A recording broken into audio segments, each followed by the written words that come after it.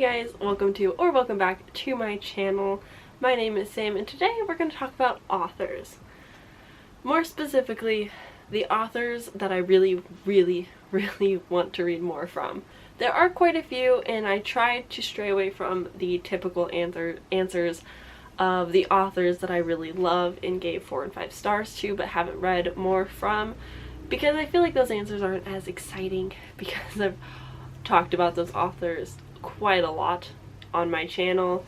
S.T. Gibson, Aaron A. Craig, literally anyone I've ever given 5 stars to. So today we're going to talk about the ones that I feel a little bit different about rather than just complete love all the time. So the first author I want to talk about is actually a new author to me that I've not talked about on this channel before, and that's Jennifer Mcmowen, I believe is how you say her name. She is the author of Children on the Hill, which is like a Frankenstein retelling, and I really loved it.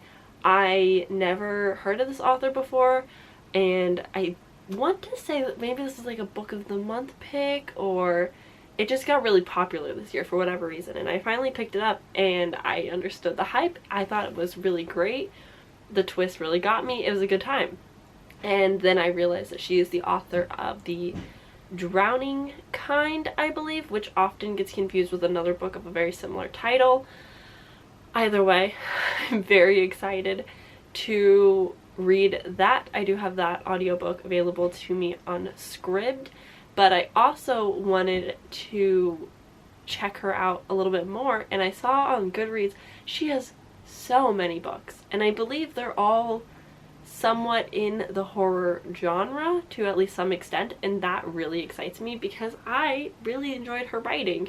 I thought it was fantastic. The next author that I want to talk about is the one, the only, Tiffany D. Jackson. Now, I read White Smoke last year around the release date when all of the hype was happening. I think it was also like around October-ish, and I loathe that book. I detest that book with all of my being. I thought it was just not the book for me, and I really thought when I read it that that was going to be the end of me and Tiffany D. Jackson, but this year she released a Carrie retelling, The Weight of Blood, and spoiler, I really liked it. I really enjoyed it. I thought it was great. The audiobook production was like the best audiobook I think I've read this entire year. It was so fantastic. Highly recommend.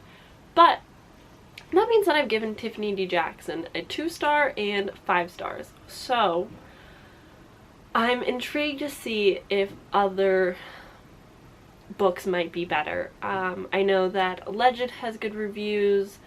Monday's Not Coming has great reviews. I know there's a plethora of more, so I definitely want to continue giving her a try.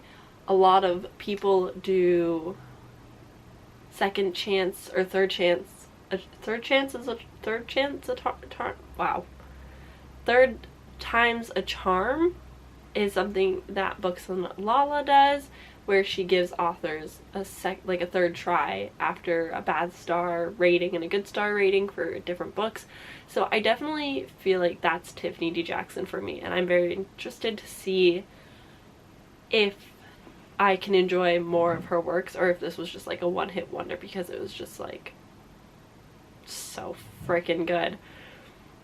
The next author I want to talk about, I actually have books from. Madeline Rowe. I am missing the first book. I've lent it out to a friend of mine, so I don't have the first in the series, but this is the Asylum series by Madeline Rowe. I read Asylum in middle school or high school, I don't remember which, and I loved it. It was the first book to genuinely scare me. I was terrified. I didn't know that a book could really do that, so I, of course, bought the rest of the series and then never read it. But just recently I read Madeline Rowe's newest release, the Book of Living Secrets, and I didn't really like it that much, I'm gonna be honest. The ending was confusing and it was definitely more character driven than I personally was hoping for with this genre bending novel. It was not a favorite of mine, which was super disappointing. But it wasn't because the writing was bad. So I definitely want to keep giving Madeline Rowe a chance. I want to continue with the Asylum series at some point.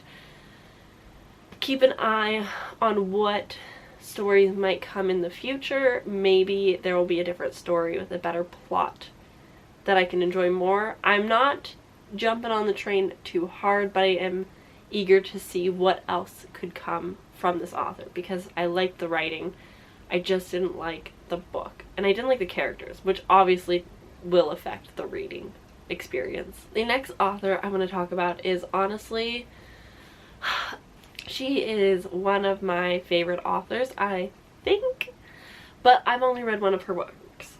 I read Lobizona last year, which is commonly referred to as a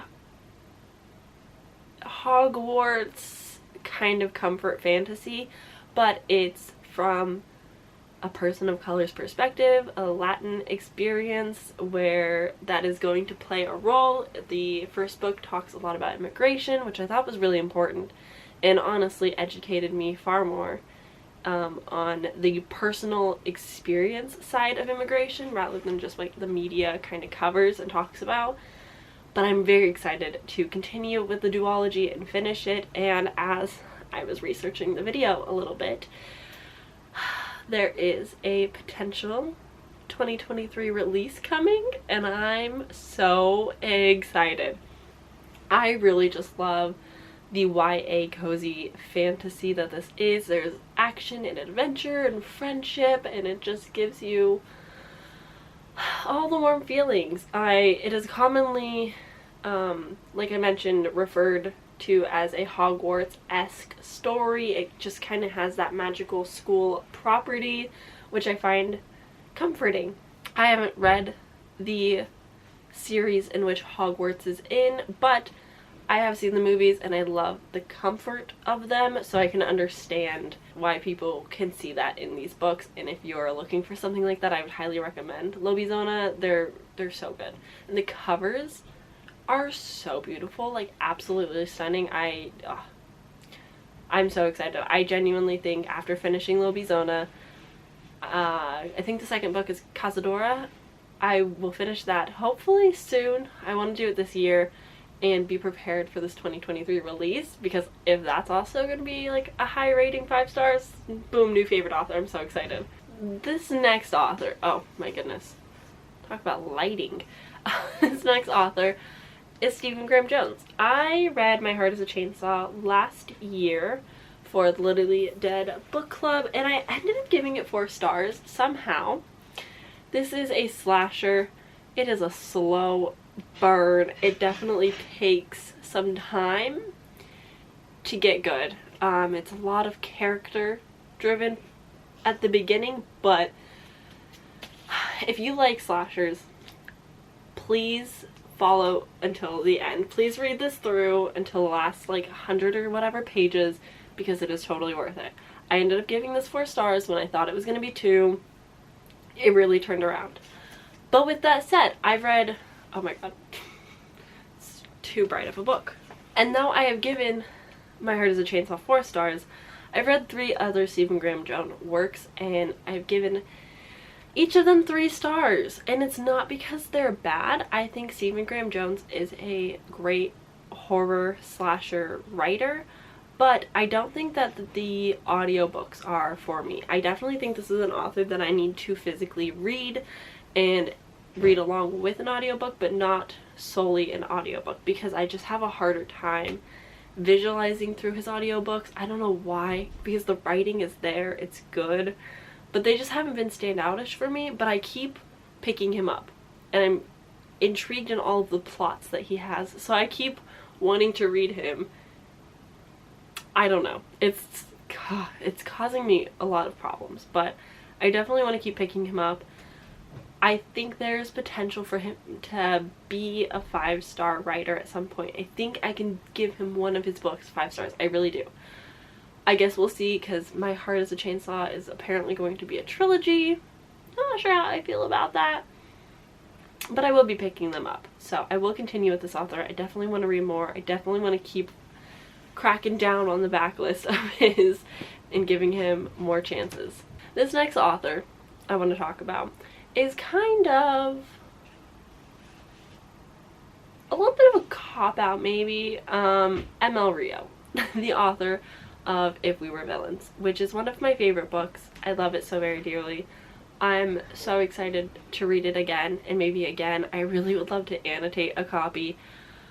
I just fell in love with these characters and the story, the dark academia of this like Shakespeare prestigious college with annoying stuck-up little snot kids. I don't know. It is so good though. I just really enjoyed the story, the characters, everything about it, the atmosphere.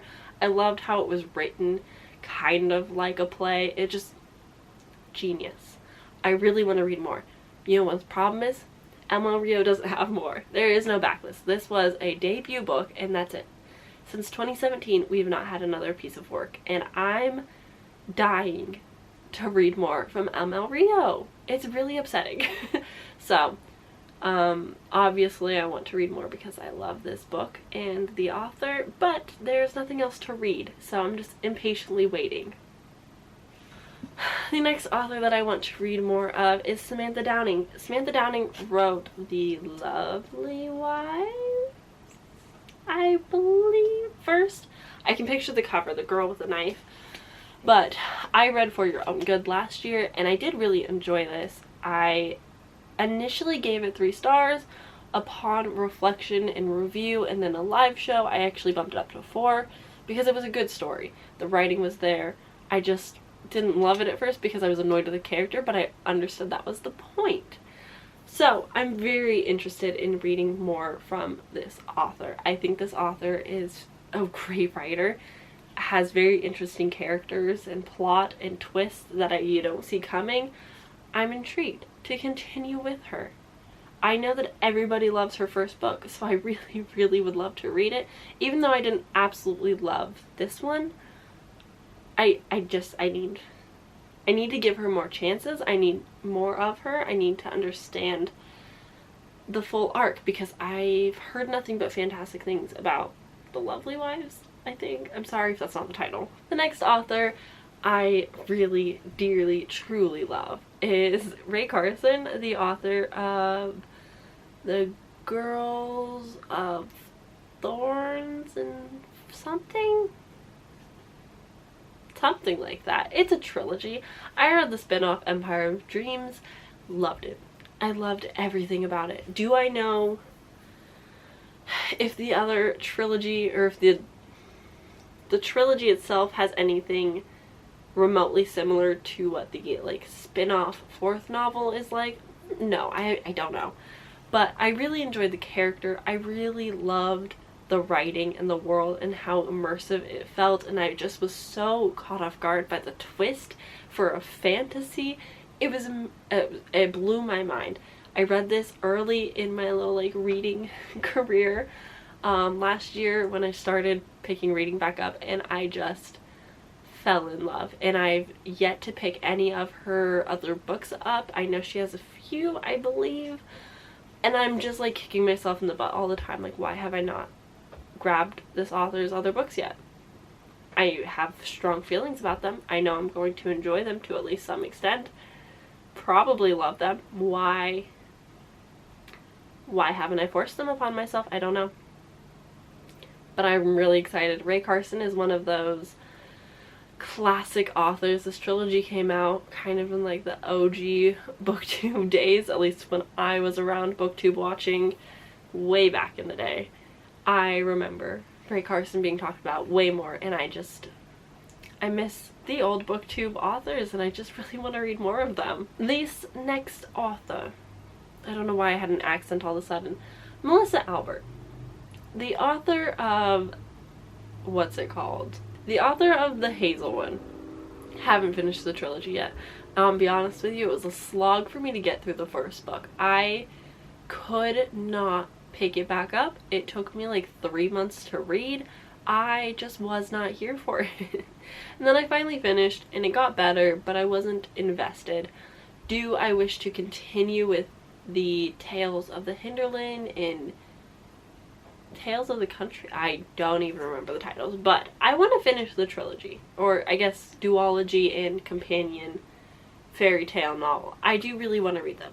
But then and maybe this is Goodreads' fault with all their like advertisement, but Crooked Hearts came out earlier this year and it was everywhere. It was all over Goodreads. I could not escape it. It was so heavily promoted, and I think it worked because I really want to read it, even though I have no clue what it is about, and I did not really love Melissa Albert in the past, but somehow this new book, I'm just like, please let me read this. I need this so bad in my life.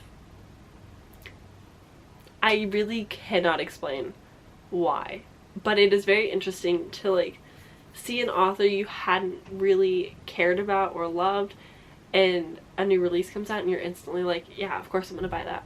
Of course I want to read it. Absolutely no question about it. Why do we do that? I don't know. The next author I want to talk about is a little bit different, a little bit unusual for BookTube at least, and this author that I really would love to see more from and pick more up from is Ewan Wright. Ewan Wright is a Wattpad author. Recently had their book, The Hoodie Girl, there we go, The Hoodie Girl come out. Wattpad published it into a traditional book, and of course I read it. This was a reread for me. Oh wow, I reread a book. Sorry, I just recently did the Deja Vu tag and I only ever mentioned reading Heartstopper, but that was a lie. I'm so sorry. Anyway, that's not this video. I would really like to continue picking up from Ewan. I think that she has such a fun little like writing style, but it's very classic high school literature, and now that we've all grown up a little bit, I'm really interested to see where her writing might have grown and developed into something more, and to see a more like college adult spin on the novels that she could write. Maybe this is me just saying that I miss my Wattpad days, but I just have been like having this little craving for something similar to the Hoodie Girls, but a little bit more new adult maybe. The next man I'm hesitant on. I don't know how I want to talk about this or if it's worth talking about, but it's a similar issue with Tiffany D. Jackson, but in a more negative way. Peter Swanson. Peter Swanson is a very classic, well-known horror, mystery thriller author. Kind of up there with Riley Sager. I read Every Value Break last year by Peter Swanson, and I thought it was a great time. I thought it was so much fun. This was my first domestic thriller. I had never read a thriller ever, really, and so it was a big deal for me, and I really enjoyed it. And then I went to the live show, and they did not enjoy it, and I had a lot more thought on it, and I lowered my rating, which I kind of feel bad about because like my enjoyment is how I rate books. I don't rate my books based off other people's perceptions of something. So I changed my rating, and I don't agree with it because I had a good time, and that's all that mattered. I didn't see the twist that was coming. I didn't have any bad feelings because I was still an amateur little reader, still am. But then I read this year 9 Lives, and my boy Peter, no, that was a bad book. It was objectively really bad. I don't know why every mystery thriller author this year decided that Agatha Christie was the book to copy, and then there were none, I believe. I don't know what that was about. I don't know why everyone did that. Lucy Foley did that. Daisy Darker. What's her name? Feeney? Something Feeney. Alice Feeney? They both did that. I don't know why. I don't know what was going on with the mystery thriller publication, but not here for it. Not to mention, this Peter. Peter, directly to you. Why would you think it's okay to use the N-word in your book? That was not okay. That really upset me. I don't understand why that needed to happen at all. So, my issues are with Peter Swanson. One well-received book and one very not well-received book. But I know that there's a pretty large backlist behind Peter Swanson that I am still interested in reading because people do enjoy his books. I just think that jumping from 1 to 9 Lives was not the move. I don't think 9 Lives should have been written. But I do still want to pick up his thrillers because I'm still early in my thriller genre reading. I haven't read a lot of the typical authors or books, so I definitely want to give him another shot. Maybe he'll learn from his lessons. Maybe this is just like a one-time thing. We can all just... I don't know. We'll see. I will give him another chance because I do like Every Value Break so much and it has such a special place in my heart, but I'm hesitant going back and reading his books. The second to last author I'm talking about today will be T. Kingfisher, also known as Ursula Vernon. T. Kingfisher wrote, just this year, What Moves the Dead, and I really love this. This is an Edgar Allan Poe retelling of the fall of the House of Usher, and I thought it was fantastic. I thought this was great. I thought it explored so much of the story. I really loved the spooky atmosphere. I definitely could see myself rereading this. It's a very short novella. But I also read The Hollow Places earlier this year, and I did not like it. I didn't like the humor of the characters during like the intense scenes that are supposed to be scary. I didn't really understand a lot that was going on, and that could have been because I listened to the audiobook and it's just kind of easy to be confused. But it wasn't for me, and I still want to read more of T. Kingfisher since I liked the book. I think there's potential to like maybe some others. The twisted ones really stands out to me that I think I might be able to enjoy. Fingers crossed. I'm willing to give T. Kingfisher more chances, but I'm also a little hesitant that it might have been a fluke.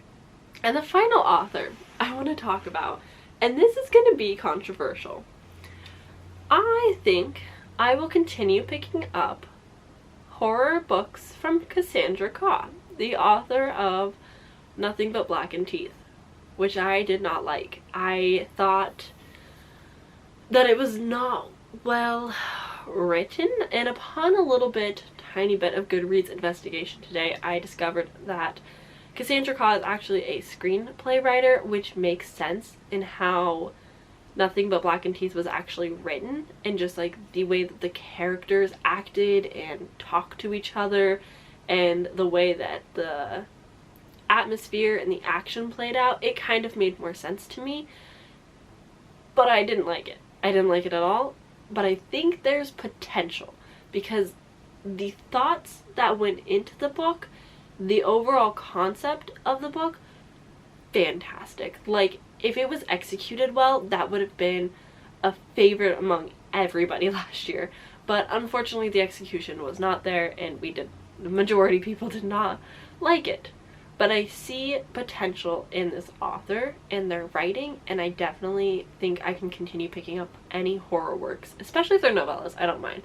But I definitely want to pick up more works and see if there's more to be offered, if there's potential there that I can enjoy. I did see that she has quite an extensive backlist. I haven't looked into the books and like what kind of genres they are, but I'm willing to give her another chance. So those are all the authors that I wanted to talk about today in this video. Are there any authors that you want to give a third or second chance to, or just authors that you really impatiently cannot wait for more works to be out, like I am with ML Rio? Like, please, I hope you can understand and relate to me a little bit. But that's all I'm going to talk about in this video. These are just some of the authors that I've not forgotten about since the first time I read them, and I just need more. I just need more. I don't know what it is, but I just have this weird connection and loyalty to them. I don't know. It's very strange, but that's it for today's video. I hope you enjoyed. Give this video a thumbs up if you did. Subscribe down below. I am doing Booktober, so welcome to day 15. I'm on schedule. I know where I'm at. It's great. But I hope you enjoyed this video. I will see you guys very soon tomorrow. And yeah, I hope you have a great day. Bye.